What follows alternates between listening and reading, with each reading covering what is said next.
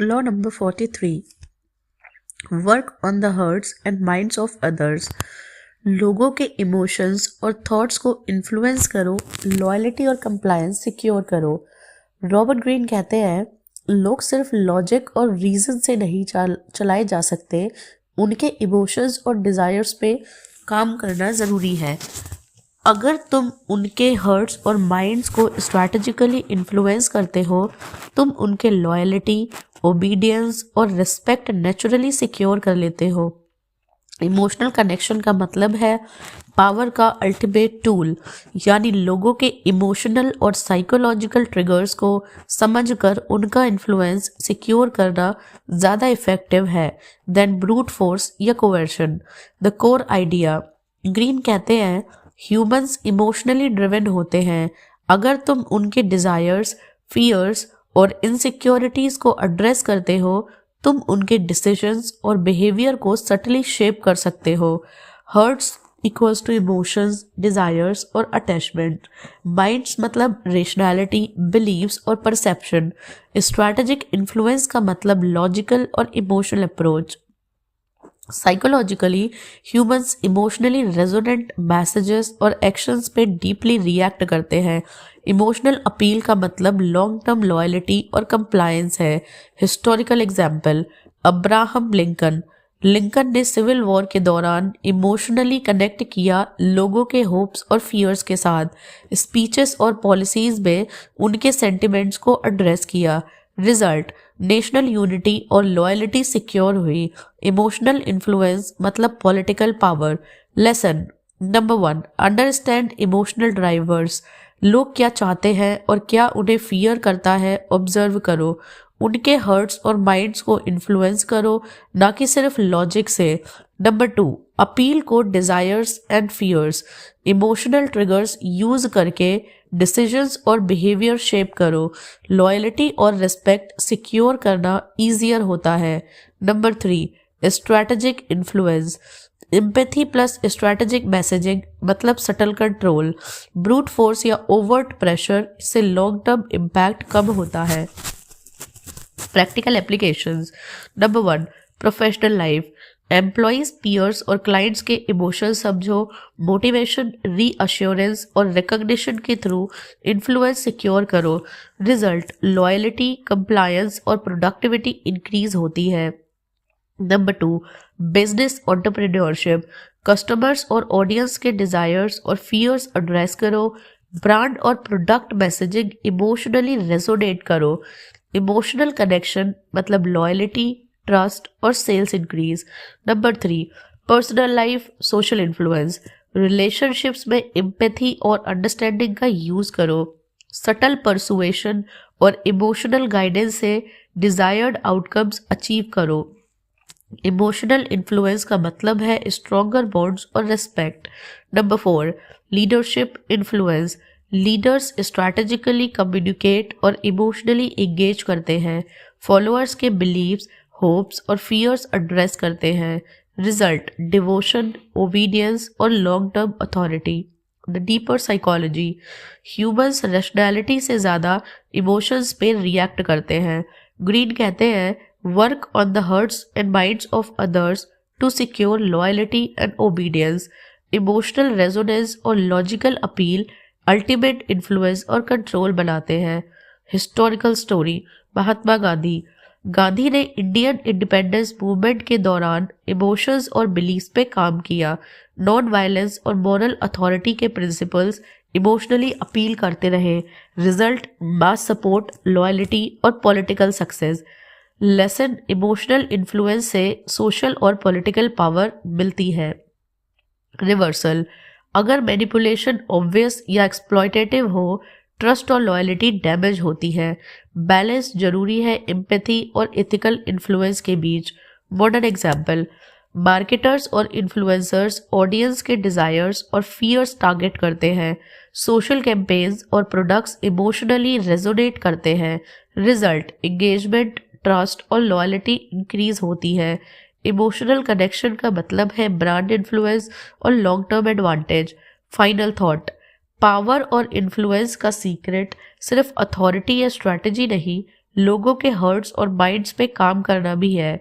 Robert Greene का मंत्रा है work on the hearts and minds of others. So remember, लोगों के इमोशंस और थॉट्स को स्ट्रैटेजिकली इन्फ्लुएंस करो, लॉयल्टी और कंप्लायंस सिक्योर करो, क्योंकि जब तुम उनके डिज़ायर्स, फियर्स और बिलीव्स को समझकर उन पे काम करते हो, तुम अपनी इन्फ्लुएंस और long term power naturally secure कर लेते हो। Law number 44, disarm and infuriate with the mirror effect. Opponents के बिहेवियर को रिफ्लेक्ट करके उन्हें कंफ्यूज और इमोशनली रिएक्ट करवाओ।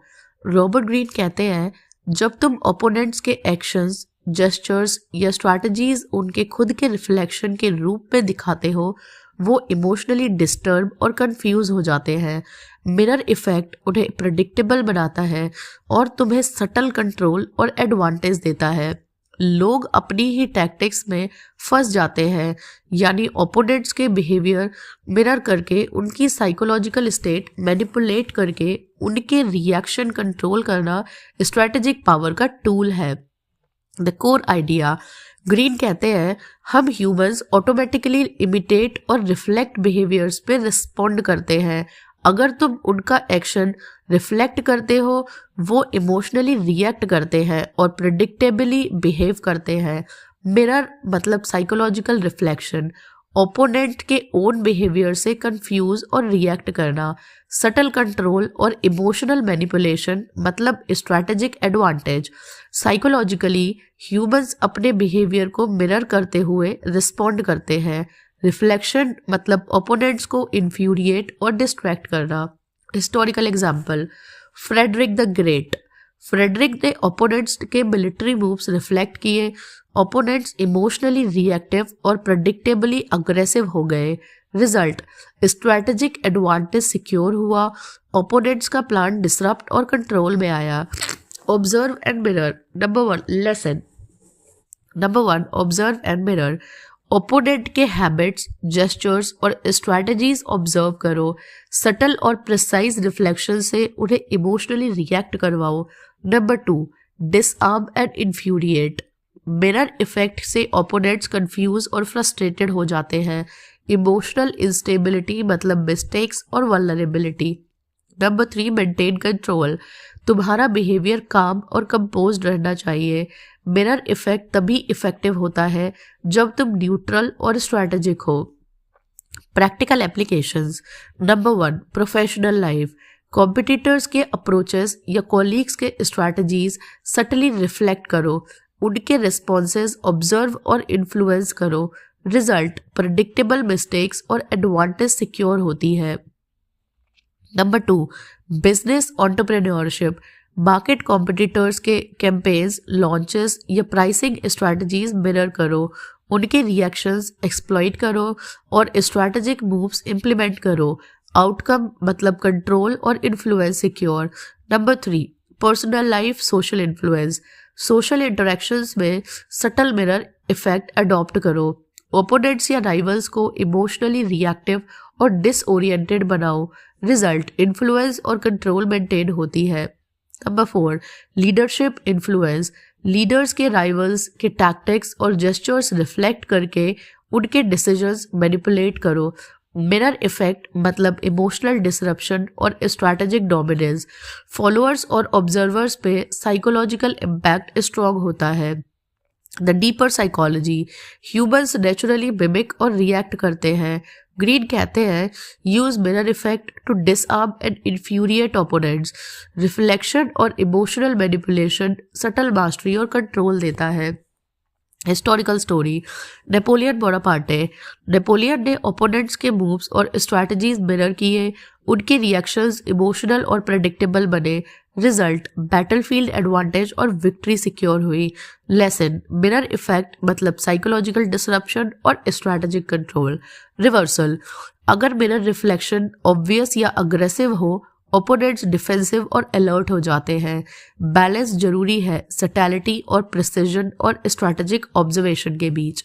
मॉडर्न एग्जाम्पल, नेगोशिएटर्स और इन्फ्लुएंसर्स सटली ओपोनेंट्स के जेस्चर्स और स्ट्रैटेजीज मिरर करते हैं।